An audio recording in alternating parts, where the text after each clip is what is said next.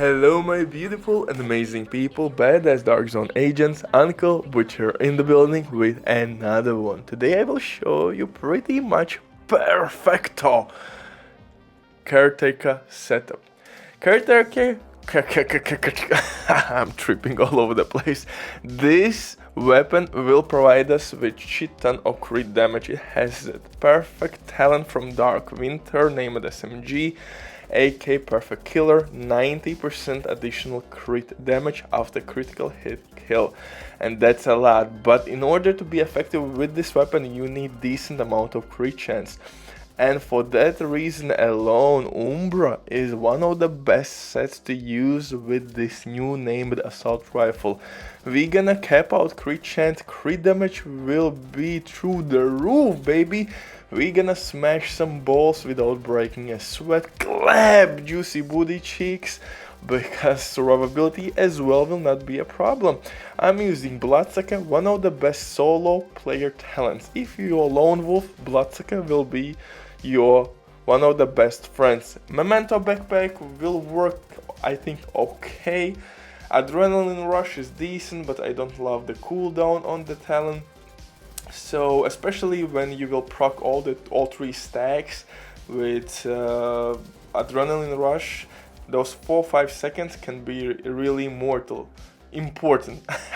But before we continue, quick word on the sponsor Deming.net. If you don't have enough time or good teammates but you still want to have all the best items in your game, then Deming.net is set for you. They have absolutely amazing team on consoles. They will complete your order super quick. If you will use my promo code RBD for RBD, you will receive 15% discount on absolutely all services. Amazing deal, especially right now they have some crazy sales going on, so definitely check these guys out. And if you have any questions, don't hesitate, drop your comment down below in comment section or contact the operator, and rest will be the history. But now let's get back to this Umbra build. Umbra build by itself is really nice. And guys, by using it properly behind the cover, you're gonna heal yourself, and when you will get out of the cover, you will get shit ton of damage boost, which works really well with Caretaker named assault rifle. Crit chance, like I said, will be capped out, and now rest will be pretty much history. You need to position yourself properly so nobody could flank you or shoot you in the asshole, butt cheeks, ass. You got the idea, man. You have to save your ass all the time or look at. Nah, I will not go that bad. God damn. For specialization, Gunner. For PV content, Gunner is really safe bet, and the reason is quite simple. You will gain armor on kill, increased rate of fire on kill, bonus armor with medkit, minigun which will give you bonus armor, foam grenade, benchy pulls, so tons of goodies from this specialization alone. For the weapons, you need to use Caretaker, which is obtainable by helping other agents. Right now we have project, seasonal project, I guess. If you're gonna help other agents, eventually I think when you will reach Shepherd level 7, you will get Caretaker. If you don't want to grind, hit me up.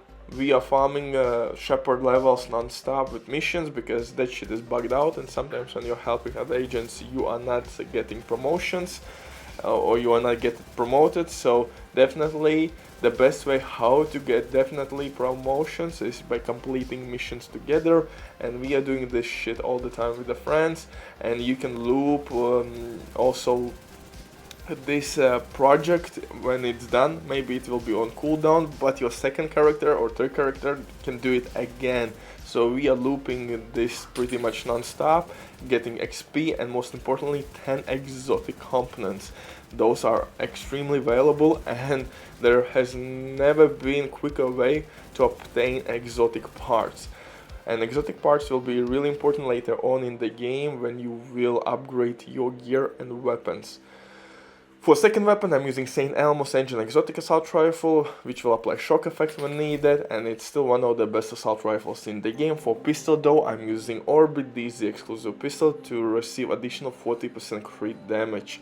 For my little spicy secret here, I'm rocking Catharsis Exotic Mask. Catharsis will give us weapon damage when fully stacked, additional 30%, and when it will reset the stacks, it will release Healing Cloud, green Healing Cloud, which will heal not a lot, but sometimes very noticeable, especially when you will be behind the cover and you're gonna receive Umbra heals as well. To increase amount of stacks we can get from Umbra, I'm using Umbra chest piece.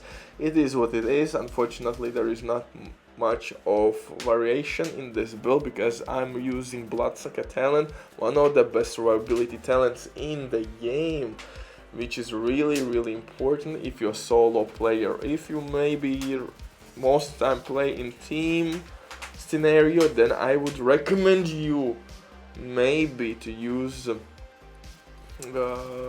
Vigilance if you want maximum possible DPS, or go maybe, I don't know, with Adrenaline Rush, but I think Bloodsucker will give us really good amount of survivability. If you don't need survivability, then go with maximum possible DPS, and right now that's Vigilance talent.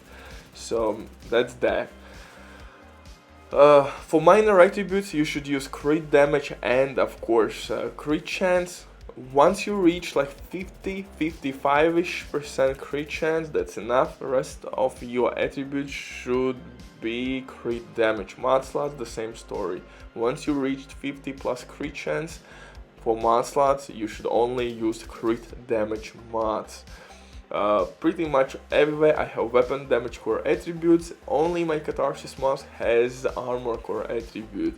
So we have 2 layers or even 3 layers with survivability: Catharsis mask, Umbra heals, and Bloodsucker talent.